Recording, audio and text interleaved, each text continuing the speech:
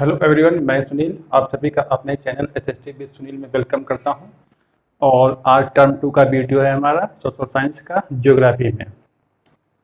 उसका जो सिलेबस है, जो ज्योग्राफी का ये लास्ट आज का चैप्टर है, उसी के ऊपर हम आज बात करेंगे। उसी के बारे में life lines of Indian economy या नेशनल इकोनॉमी, है ना, यानी कि अर्थव्यवस्था की जीवन रेखाएं।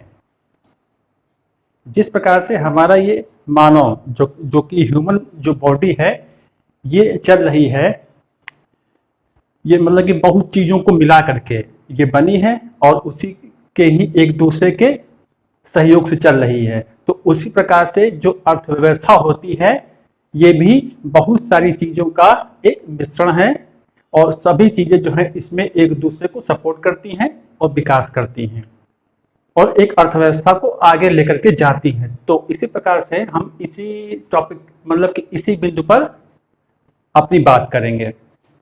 क्वेश्चन है, कुछ इंपॉर्टेंट चीजें हैं मैंने इसमें जो है मेंशन कर रखा है, वो मैं आप लोग को जो है समझाता हुआ चलता हूं और आप लोग बिल्कुल समझते चलेंगे और बुक रीडिंग जरूर करते रहेंगे। Why is road transport more useful than rail transport in India?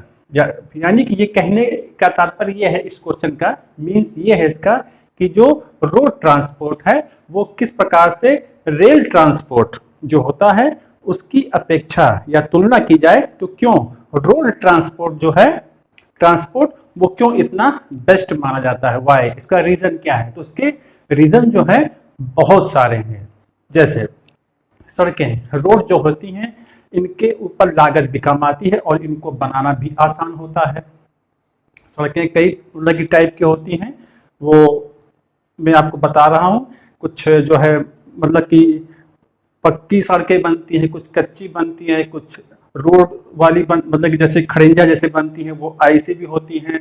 और इन सड़कों को नाम भी दिया जाता है जैसे कि जो बहुत सुपर हाईवेज जैसे होती हैं, जैसे हमारे देश में बहुत सारे सुपर हाईवेज हैं, इनको नाम दिया गया है गोल्डन क्वाड्रिलेटरल सुपर हाईवेज ना। तो हम इस पर भी अभी आएंगे, बात करेंगे। तो सड़क बहुत आसान और सुविधाजनक है ना, एक यातायात का क्या है, एक माध्यम है जिस पर यातायात के साधन चलते हैं।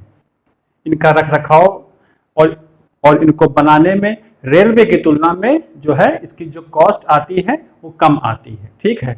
और सबसे बड़ी बात है कि जो रोड होती है ये देश के एक कोने से दूसरे कोने तक आसानी से हमें यानी कि हम लोगों को आसानी से पहुंचा देती हैं, चाहे वो अरुणाचल प्रदेश का वो पहाड़ी क्षेत्र क्यों ना हो, चाहे वो उत्तर प्रदेश का मैदानी क्षेत्र क्यों ना हो, है ना।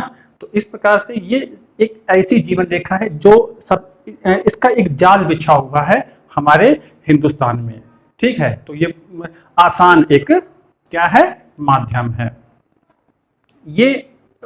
और एक तो सबसे बड़ी बात क्या है कि ये आपको आपके घर से ही उठा लेती है ना। आपके जैसे घर बना हुआ है तो ये आपके घर तक आपको आसानी से पहुंचा देती है। लेकिन क्या रेलवे में ऐसा संभव है? नहीं है। रेलवे का तो एक जो है फिक्स एक रेलवे स्टेशन होता है और होता तो बस स्टेशन भी होता है, लेकिन क्या रेलवे आपके घर तक पहुंचती है? नहीं पहुंचती है। लेकिन जो रोड हैं वो आपके घर तक पहुंच बनाती हैं। तो इस वजह से इनको इतनी लोकप्रियता हासिल है। और बॉर्डर तक भी रोड बना देने से भी जो है सुरक्षा हमको मिलती है। और जो बॉर्डर पर जो रोड बनती है वहां पर सुरक्षा या सेनाएं या रसद सामग्री, है ना, और हथियार जो है पहुंचाना आसान होता है। तो इसी वजह से जो रोड ट्रांसपोर्ट है वो रेलवे के कंपैरिजन में ज्यादा सुविधाजनक माना जाता है ना। तो वही चीज ये यहाँ पर ये पूछ रहा है, मोर यूजफुल, सबसे ज्यादा यूजफुल ये इसीलिए है ना क्योंकि ये आपके जीवन से जुड़ी हुई चीज है, प्रतिदिन की चीज है ये, है ना। रेलवे की यात्रा तो हम कभी कभी करते हैं, लेकिन जैसे सवेरा होता है हम घरों से बाहर निकलते हैं स्कूल जाने के लिए, ऑफिस जाने के लिए, तो सड़क पर ही आते हैं ना। तो इसीलिए ये इतना यूजफुल है, ठीक है। तो एक तो ये हो गया। उसके बाद लिखा है where and why is the rail transport the most convenient means of transportation, है ना। यानी कि जो मतलब कहां पर और क्यों जो रेल ट्रांसपोर्ट है इतना सुविधाजनक है, कहां पर और क्यों। देखिए जो रेल ट्रांसपोर्ट होता है ये हर जगह मतलब कि हर जगह ये सुविधा आपको नहीं मिल सकती। इसका सबसे बड़ा रीजन क्या है, इसके लिए मैदानी क्षेत्र होना चाहिए, बहुत मतलब कि हिली एरिया नहीं होना चाहिए, अन्यथा मतलब कि रेलवे को वहां तक पहुंचाना इतना इजी नहीं होता है। पहाड़ों पर और हिली एरिया में वो ट्रेन होती हैं, लेकिन वो होती कौन सी है, नैरो गेज वाली, ठीक है, जो कि नैरो गेज वाली होती हैं, सकरी पटरी वाली। क्योंकि जो रेलवे ट्रैक जो होते हैं वो 3 टाइप के होते हैं, एक होता है मतलब कि ब्रॉड गेज, एक होता है मीटर गेज और एक होता है नैरो गेज, ठीक है। तो इस प्रकार से, और सबसे बड़ी बात है जैसे अरुणाचल प्रदेश है, नागालैंड है और जो पहाड़ी क्षेत्र है वहां पर जो है हम रेलवे को नहीं ले जा सकते हैं, क्योंकि बहुत अधिक जब स्लोप होगा तो वहां पर अगर हम कोशिश करके भी रेलवे को वहां तक पहुंचाने की कोशिश करते हैं तो क्या होता है कि उस पर मेंटेनेंस रख रखाव और बहुत कॉस्टली हो जाता है, तो उतना आसान भी नहीं होता है ना। जिस प्रकार से आप देखते होंगे कि जो जैसे जो ट्रांसपोर्ट होते हैं रोड वाले, तो उसके लिए फ्लाई ओवर बनता है, एक निश्चित ऊंचाई पर बनता है ना, लेकिन क्या रेलवे में ऐसा मतलब कि पॉसिबल है, नॉट पॉसिबल, है ना। तो इसीलिए ये मैदानी क्षेत्रों में जो रेल ट्रांसपोर्ट है ये ज्यादा कन्वीनियंट माना जाता है, सुविधाजनक माना जाता है, ठीक है। तो ये चीज है इसमें ऑफ ट्रांसपोर्टेशन, और इसके द्वारा लोगों का आवागमन भी आसान होता है, ठीक है। मार्केट भी एक दूसरे से जुड़ती है, मतलब कि ये कह सकते हो ये एक सुविधाजनक एक क्या है, ट्रांसपोर्ट का एक माध्यम है, ठीक है। फिर है what is the significance of the border roads, यानी कि जो बॉर्डर जो सीमांत सड़कें हैं, जिनको बॉर्डर रोड्स कहते हैं, सीमांत सड़कें जो होती हैं वो किस प्रकार से हमारे लिए हेल्पफुल होती हैं।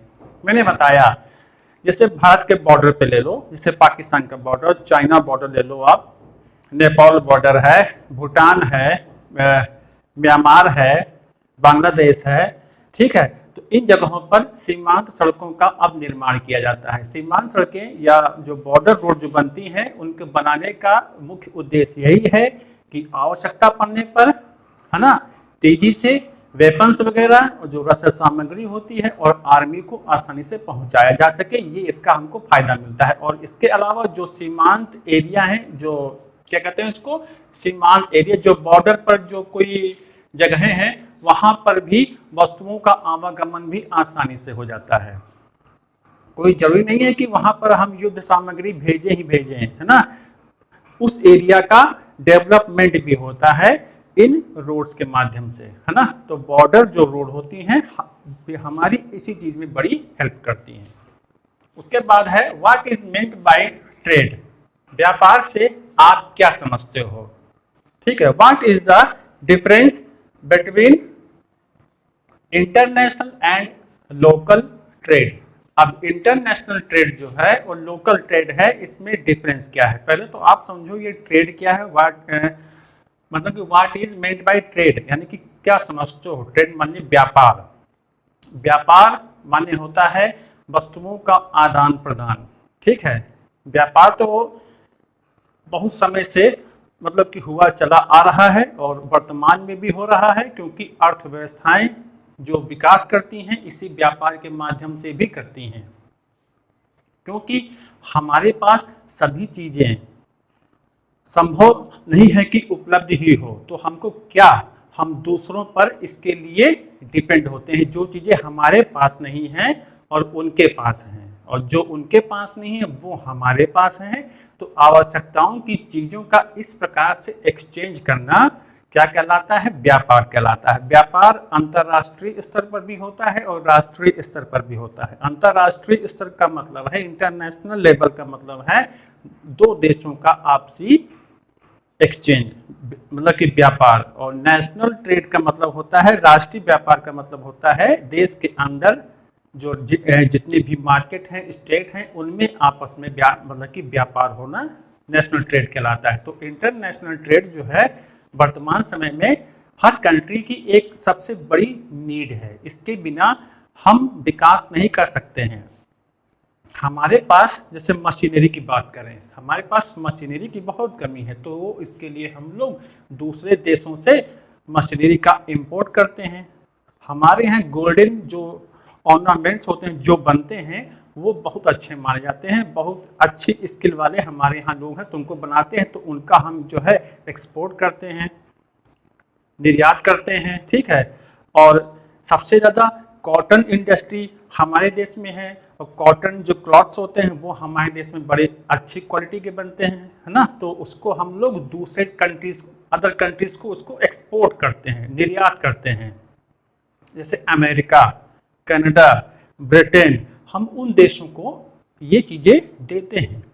इसके अलावा हमारे देश में जो जो चीज़ें हैं हम वो एक्सपोर्ट करते हैं, और जो चीज़ नहीं है हम उसको इंपोर्ट करते हैं। जैसे फर्टिलाइजर्स ना, एग्रीकल्चर में जो फर्टिलाइजर्स यूज़ होती हैं, हम अभी उसमें सेल्फ डिपेंड मतलब सेल्फ डिपेंड नहीं है, उसके लिए हम लोग अदर कंट्री से उसको इंपोर्ट करते हैं। जैसे पेट्रोलियम को ले लो, पेट्रोलियम हमारे देश में ऐसा नहीं कि नहीं होता, होता है, बहुत होता है, लेकिन जितनी पॉपुलेशन है, पॉपुलेशन के हिसाब से ट्रांसपोर्ट है ना, बहुत सारे मतलब कि व्हीकल मतलब कि बहुत सारे हैं, तो उनकी आवश्यकताओं को पूरा करने के लिए हम पेट्रोलियम को अदर कंट्रीज से इंपोर्ट करते हैं, मंगवाते हैं। जैसे Saudi Arabia, Kuwait, UAE and okay, तो इन कंट्रीज से हम इंपोर्ट करते हैं। इसके अलावा हम एक्सपोर्ट भी करते हैं, ऐसा नहीं है, जो हमसे थोड़ा लो लेवल की कंट्रीज हैं जहां पर वो नहीं होता है, ठीक है। तो इस प्रकार से हम एक्सपोर्ट कर रहे हैं। इंटरनेशनल ट्रेड में यही सब आता है, ओके। इसके अलावा लोकल ट्रेड क्या है? लोकल ट्रेड होता है state to state, okay, district to district, town to town, village to village, है ना। तो इस प्रकार से ये व्यापार होता है लोकल ट्रेड, जिसमें हम अपनी आवश्यकताओं की पूर्ति करते हैं। जैसे अलीगढ़ में ताले सबसे अच्छे बनते हैं यूपी में, तो कानपुर में नहीं बनते हैं, लखनऊ में नहीं बनते हैं, तो हम क्या करते हैं, उसको अलीगढ़ से मंगवाते हैं, है ना। बनारस की साड़ियाँ बहुत अच्छी बनती हैं, तो उनको एक स्टेट से दूसरे स्टेट में जो है उसका आयात निर्यात होता रहता है, देश के अंदर आवागमन होता रहता है। सूती कपड़े गुजरात के बने हमारे स्टेट में भी आते हैं, है ना। हमारे स्टेट की जो चीज़ें ज़्यादा होती हैं, जैसे फसल में लिया मतलब कि लिया जाए क्रॉप में, तो व्हीट, राइस बहुत होता है, तो उसको हम लोग राजस्थान में या अदर स्टेट में जो है उसको भेजते हैं, ठीक है। तो इस प्रकार से ये लोकल ट्रेड है जिसमें आपस में व्यापार होता है, ठीक है। तो इतना तो आपको समझ में आया होगा। ये क्वेश्चन आपका इंपॉर्टेंट है, गौर करेंगे आप लोग, ठीक है। उसके बाद why are the means of transportation and communication called the lifelines of a nation and its economy? ठीक है, जो ट्रांसपोर्टेशन होता है, जो कम्युनिकेशन होता है, जो होता है कम्युनिकेशन माने संचार, मास कम्युनिकेशन माने जनसंचार, है ना। जैसे television, radios, mobiles and money मोर। तो ट्रांसपोर्ट और कम्युनिकेशन को क्यों कहा जाता है किसी भी कंट्री की लाइफलाइन, और या किसी भी देश की अर्थव्यवस्था की लाइफलाइन, इकोनॉमी की क्यों कहा जाता है, उसका रीजन क्या है? देखिए, ट्रांसपोर्ट से क्या होता है, हम एक दूसरे से जुड़ते हैं। जब अंग्रेजों ने हमारे देश में रेलवे ट्रैक बिछाया, रेलवे लाइन चलाई, सबसे पहले बम्बई से थाने के बीच में चलाई गई थी ट्रेन हमारे देश में, ठीक है। वो रेलवे ट्रैक क्यों बिछाए गए, रेल क्यों चलाई गई, उसका तो जो पहला जो मोटिव था वो था जहाँ से रॉ मटेरियल मिलता है, कच्चा माल मिलता है, उसको ट्रेनों पर लोड करके पोर्ट पे लाना, उसके बाद शिप में उसको लोड करना और उसको अपनी कंट्री लेके जाना। तो उसका तो यूज ऐसे हुआ। लेकिन बाद में पैसेंजर ट्रेन भी बनी जिस पर यात्रियों का भी आवागमन शुरू हुआ, पैसेंजर्स का। इससे क्या हुआ, नॉर्थ साउथ ईस्ट वेस्ट आपस में जुड़ गए, तो उसने जोड़ने का काम किया। कम्युनिकेशन भी वही कर रहा है, संचार भी वही काम कर रहा है, लोगों को जोड़ने का काम कर रहा है। ठीक है, न्यूज़पेपर हम पढ़ते हैं तो देश दुनिया की खबरें जानते हैं, पढ़ते हैं, जानकारी हमको मिलते हैं। जैसे यूक्रेन और रशिया का जो इसमें क्राइसिस चल रहा है, हमको किस चीज़ से मालूम चल रहा है? मीडिया से मालूम चल रहा है, न्यूज़पेपर से, है ना, मोबाइल से। ठीक है, तो सब क्या है? कम्युनिकेशन, ट्रांसपोर्ट, हम इसी से जुड़ रहे हैं। ठीक है, तो कुछ मैंने हेडिंग्स डाल दी हैं, आप लोग गौर करें इस पर। Neat the people in a big family, यानी कि जो ट्रांसपोर्ट है, कम्युनिकेशन है, ये एक्सक्यूज मी, जो ट्रांसपोर्ट है, कम्युनिकेशन है, ये लोगों को बुनता है। निट मीन्स बुनना, आपस में बुनना, एक बड़े परिवार के रूप में बदल देता है। यह लोगों को बड़े परिवार में बदल रहा है। घर बैठे हम अमेरिका से बात कर रहे हैं, अपने सगे संबंधियों से, रिलेटिव से ना। अमेरिका में बैठा कोई शख्स आपसे, आपके स्टेट्स इंडिया से बात कर रहा है, तो ये कम्युनिकेशन ही तो है। तो इस प्रकार से हम धीरे धीरे आपस में जुड़ गए हैं। यूक्रेन का न्यूज़ जब आता है तो वहाँ की अफरा तफरी का माहौल देख करके हम लोग, लगता है कि हम लोग वहीं पर हैं। तो ये क्या है? एक बिग फैमिली के रूप में क्रिएट हो रहा है। ठीक है, दूसरा क्या है? दूसरा है एक्सचेंज ऑफ व्यूज, है ना, विचारों का आदान प्रदान। ठीक है, व्यूज मैंने बताया। मोबाइल, टेलीविजन, ये क्या करते हैं? समाचार पत्र, मैगजीन्स, ये क्या करते हैं? आपके विचारों का आदान प्रदान करते हैं। ठीक है, तो विचारों के आदान प्रदान में भी ये अपनी भूमिका निभाते हैं। ठीक है, उसके बाद है provide services to defence forces.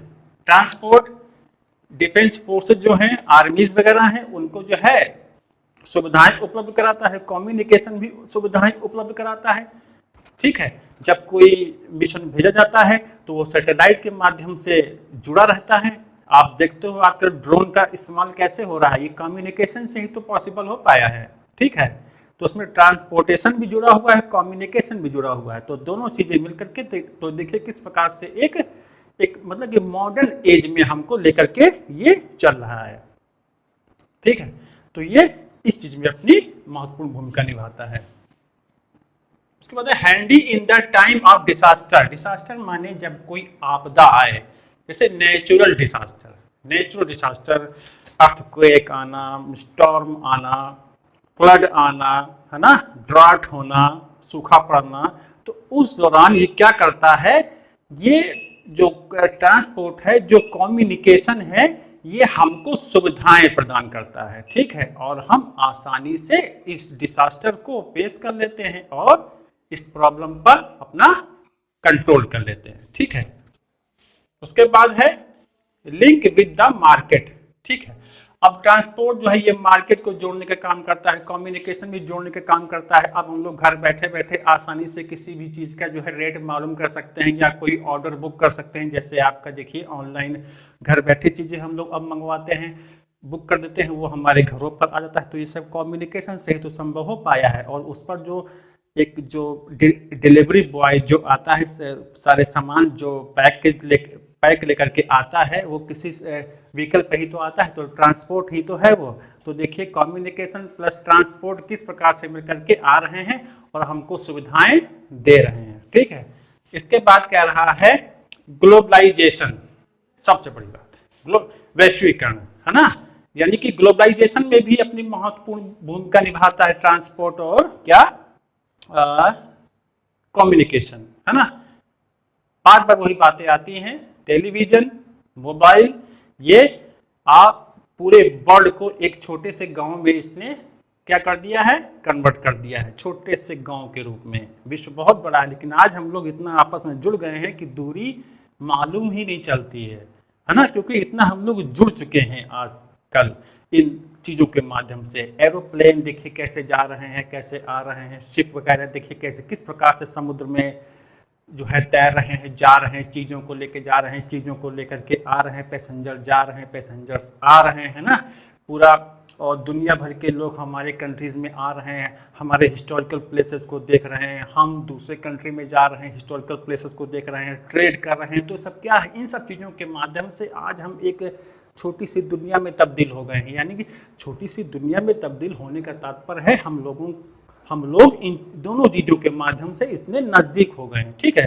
तो एकदम कंफ्यूज नहीं होना आप लोग इसमें, ठीक है। इसके बाद हम आपके लिए लाए हैं मोस्ट इंपॉर्टेंट टॉपिक्स, कंफर्म है, पूछा जरूर जाएगा। Golden quadrilateral super highways, NHAI इसको बनवाता है, national highway authority of India. Golden quadrilateral यानी कि इसको हिंदी में कहते हैं स्वर्णिम चतुर्भुज महाराजमार्ग योजना। ये भारत के 4 महानगरों को जोड़ता है, दिल्ली, कोलकाता एंड चेन्नई एंड मुंबई, मुंबई से फिर दिल्ली।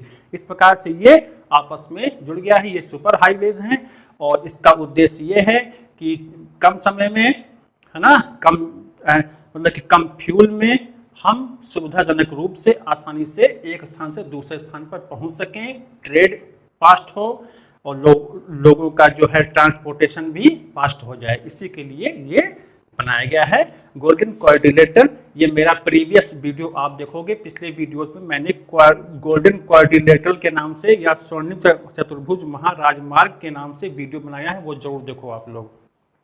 मैप बना करके बताया उसमें। फिर है नेशनल हाईवेज। नेशनल हाईवेज को कौन बनाता है? PWD, CPWD, central public works department, ठीक है। नेशनल हाईवेज ये स्टेट टू स्टेट को आपस में जोड़ने का काम करता है। और जो नंबर 1 का क्या है? National highway. National highway number 1 वो कहते हैं शेरशाह सूरी मार्ग को, ये दिल्ली टू अमृतसर तक है। उसके बाद नंबर 7 जो है ये इंडिया का सबसे लॉन्गेस्ट, है ना, लॉन्गेस्ट ये नेशनल हाईवे है जो बनारस से जाता है कन्याकुमारी तक, ओके, वाराणसी टू कन्याकुमारी तक। नेशनल हाईवे नंबर 7 जरूर याद कर लेंगे, पूछा जाएगा। स्टेट हाईवे जो होते हैं वो स्टेट के जितने भी डिस्ट्रिक्ट होती है उनको आपस में जोड़ने का काम करता है। इसको कौन बनवाता है? PWD, पब्लिक वर्क्स डिपार्टमेंट, ठीक है। उसके बाद आता है, आपका पूछा जा सकता है मैप में मेजर सी पोर्ट कौन कौन से हैं? मेजर सी पोर्ट माने बंदरगाह कौन कौन से हैं जहां से पानी के जहाज आते जाते हैं।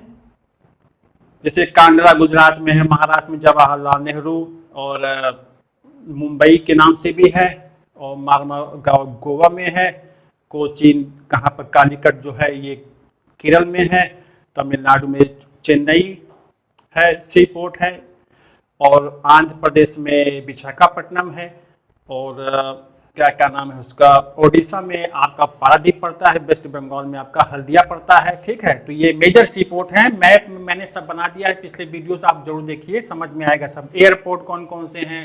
छत्रपति शिवाजी अंतर्राष्ट्रीय हवाई अड्डा, है ना, ये महाराष्ट्र मुंबई में है। छत्रपति शिवाजी, नेताजी सुभाष चंद्र बोस कहाँ पर है? कोलकाता में है। इंदिरा गांधी कहाँ पर है? नेशनल एयरपोर्ट कहाँ पर है? न्यू दिल्ली में। तो इस प्रकार से आप मेरे पिछले वीडियोस देखिए, मैंने उसमें सब क्लियर कर दिया है, कोई प्रॉब्लम नहीं होगी आप लोगों को। उसके बाद वाटरवेज कौन कौन से हैं? National waterways. हमारे देश में नेशनल वाटरवेज बहुत सारे नदियों का जाल, ये उत्तर भारत में ज़्यादातर आपको देखने को मिलेगा, नॉर्थ इंडिया में। जो इम्पोर्टेंट है मैंने वो यहाँ पर लिख दिया है, वो है waterways number, national waterways number 1, जो कि इलाहाबाद से हल्दिया तक गया है। इलाहाबाद माने वो उत्तर प्रदेश में, और हल्दिया कहाँ पर? वेस्ट बंगाल में। वहाँ तक ये नेशनल वाटरवेज है अपना इंडिया का, ठीक है। उसके बाद है पाइपलाइन से जो है पेट्रोलियम भेजा जाता है, गैसेस भेजी जाती है। जैसे सबसे इंपॉर्टेंट है आपका आ सकता है HVJ, हजीरा विजयपुर जगदीशपुर। हजीरा गुजरात में पड़ता है, विजयपुर पड़ता है मध्य प्रदेश में, जगदीशपुर पड़ता है उत्तर प्रदेश में। तो यहाँ से ये जो है पाइपलाइन जो है बिछाई गई है, जहाँ से ये गैसेस सप्लाई की जाती हैं। HVJ याद रखेंगे, गुजरात हजीरा, विजयपुर मध्य प्रदेश में, जगदीशपुर उत्तर प्रदेश में, ठीक है। उसके बाद लास्ट में है कॉरिडोर। हमारे देश में कॉरिडोर्स भी बनाए गए हैं, जैसे गोल्डन क्वाड्रिलेटरल को बनाया गया था, गोल्डन क्वाड्रिलेटरल को बनाया गया था ना, ऐसे करके Delhi, Kolkata, Chennai and Mumbai. Golden quadrilateral ये दो हैं हमारे, कॉरिडोर्स दो हैं हमारे देश में। एक है नॉर्थ साउथ कॉरिडोर, ठीक है, एक है नॉर्थ साउथ कॉरिडोर, और एक है ईस्ट वेस्ट कॉरिडोर, जो नॉर्थ साउथ कॉरिडोर है वो श्रीनगर से कन्याकुमारी तक है। जो ईस्ट वेस्ट कॉरिडोर है वो सिलचर से असम में पड़ता है, और वेस्ट में ये जाता है पोरबंदर तक, जो कि गुजरात में पड़ता है। ठीक है, तो ये क्या है, corridors, north south east west, Silchar, Porbandar, Srinagar, Kanyakumari. ठीक है, और ये दोनों ऐसे गए हैं और इस प्रकार से एक दूसरे को कट करते हैं। जहां पर ये एक दूसरे को कट करते हैं उसका नाम है झांसी। ठीक है, झांसी, ये झांसी में एक दूसरे को कट करते हैं। कौन? ये कॉरिडोर्स। ठीक है, तो इस प्रकार से ये सुपर हाईवेज हैं जो देश की जीवन रेखाएं हैं। तो ये था मेरा आज का वीडियो। कमेंट बॉक्स में जरूर कमेंट करें और लाइक करें, सब्सक्राइब करें एंड शेयर करें। ओके, तो मिलते हैं आपको नेक्स्ट वीडियो में अच्छे कॉन्सेप्ट के साथ। ओके, और बुक रीडिंग करते रहें। मिलते हैं, थैंक यू।